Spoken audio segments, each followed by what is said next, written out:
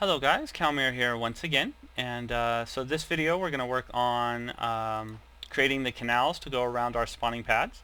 Now in the last video we figured out how to find slimes and which chunks that they spawn in, and based off the mod and the application on the website that I showed you, we know that there was also one to the north and one over there to the west.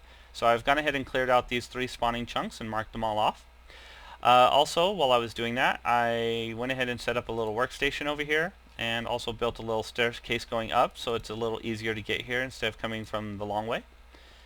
And while I was digging all of this out, I got lots of resources. I've got plenty of diamonds, some iron, coal, redstone. And the reason for that is because my eye level is currently y equals 15. And if you're going to build multiple layers of this, you can even go up one block. So your y coordinate is at 16 because that's eye level. My feet are still at 15, so a slime would still spawn on top of this. So I could have gone one higher if I wanted to do multiple layers. Also, I am playing on peaceful right now, and the reason for that is because, as you can see, I was still getting slimes that were spawning. You know, while I was over there digging out one corner, on the opposite side of the room, they were spawning over there. And now that's actually a good thing. If you get slime spawning on top of you, kill them. Don't use a sword, don't use a weapon, don't use a sharp tool. Use something blunt, like just a block, a torch, or even just your bare hands. The reason for that is because you only do half a heart of damage when you hit. If you kill them with more than half a heart of damage, they won't split. The bigger ones and the medium ones won't split.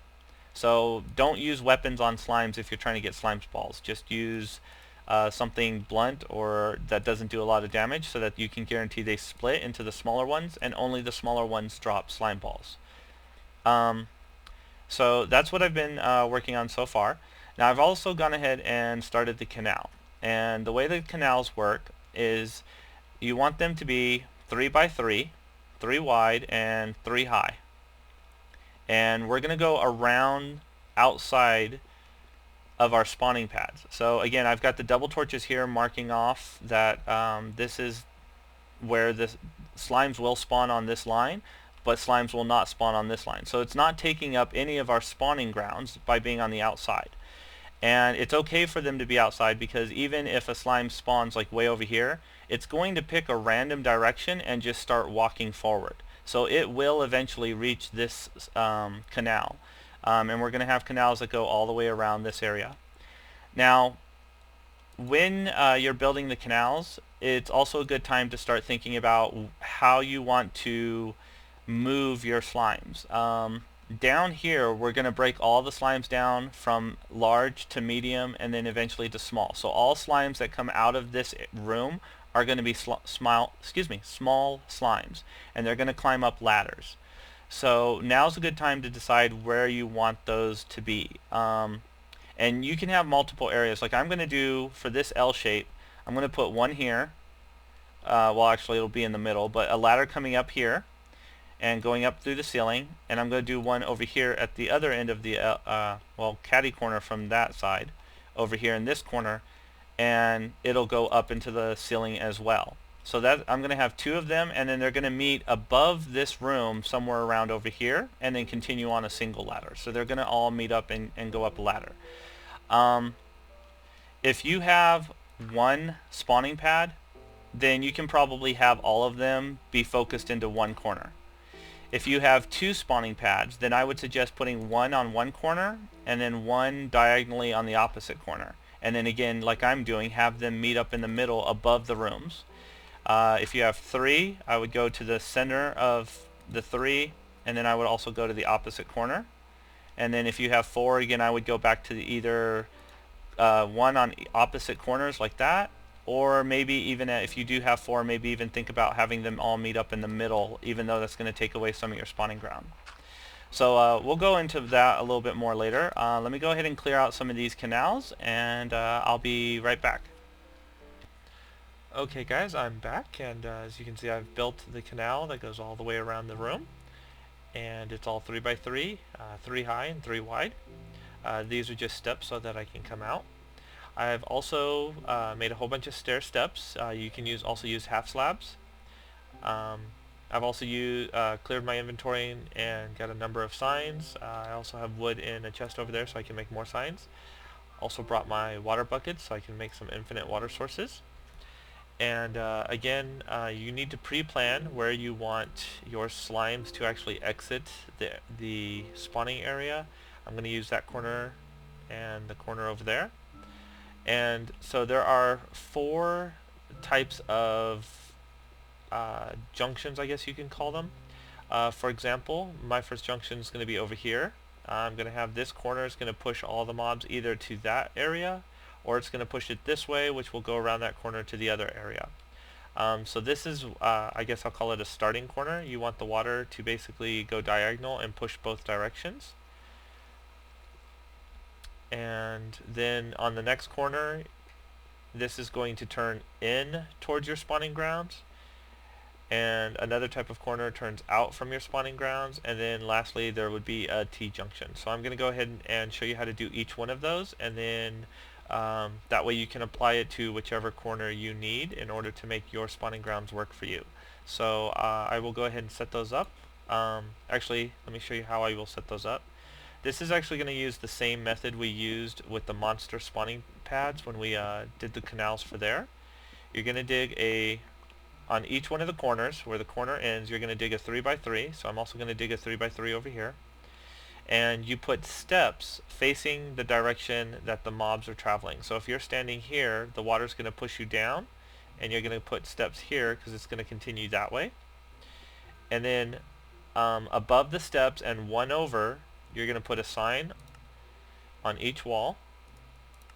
And because this is 3x3, you actually need a floating sign. So you can do this by highlighting one of the other signs and putting a sign over it.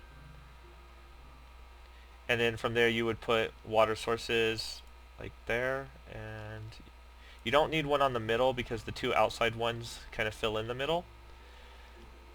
And there's lava under there, so don't worry about that. There'll be water here when we're done. So that's how we're going to set up our channels to push the mobs in that direction. And so I'm going to start with this corner, and let me go ahead and set up all the corners, and I'll be right back.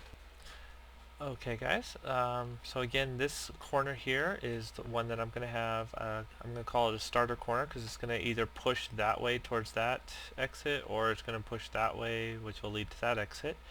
And so to do the starter corners, again, for every corner you're going to have the 3x3 taken out with either steps or half slabs. And you always put the bucket of water in the farthest corner like that. And as you can see, this splits apart, so all you have to do is put a block like that to make it spread out further. And to get this last one, you can simply turn around, put water on top, and then take it away. But it fills in that extra spot, so as you can see, everything is now moving diagonally and heading into either that drop-off or this drop-off over here. So that's going to be your starter corner. Everything's moving diagonally. And for this, as you can see, it didn't reach quite as far, so I actually had to dig one down, and then it continues onto the stairs, which is fine. So instead of this being a 3x3, it's a little bit longer, but it still works perfectly fine. Now for here, we're going to go around this corner. So since we're going that way, I'm going to put it in this far corner again, only in the far corner. And then you can use the block to make it go further, and then another block to make it come out even further than that. And there you go. You have no dead zones. Everything goes diagonally and pushes you into this next set. Okay, so that's a bin that comes in towards your spawning pads. This is a bin that goes out away from your spawning pads. And it's the same thing. Again, this is just on the other side though. And the dirt block there. And so there you go. That extends it out and pushes you into the next one. Again, they're all diagonal, no dead zones. Okay, now I built a T-section here, but this is not a real T-section. That area right there is nothing for me, but to give you an example of how you would do this, if you have a T-section over here, if you have water coming in from one side and water coming in from the other side, Actually, I'm going to need another bucket of water, so let me go grab that. Okay. So again, you're going to put it on the far steps, so it'll do that. And then you put this one on the far steps as well. Okay, and from here, if you just block off either one of them so that the water actually flows out further, like that, it'll join up in the middle and it'll all push you into that middle section of the T. And then you would go on from here. So those are the three sections, or I'm sorry, the four different types of sections. You've got your T section, you've got a left turn, a right turn, and then again your starter corner, which I showed you at the beginning. Now I'm probably going to actually destroy this and reverse the water flows on this path, because this is where my exit's going to be, as well as there's going to be another one over there. So let me go ahead and stop the video one more time, and I will set up all my waterways, and I'll be right back.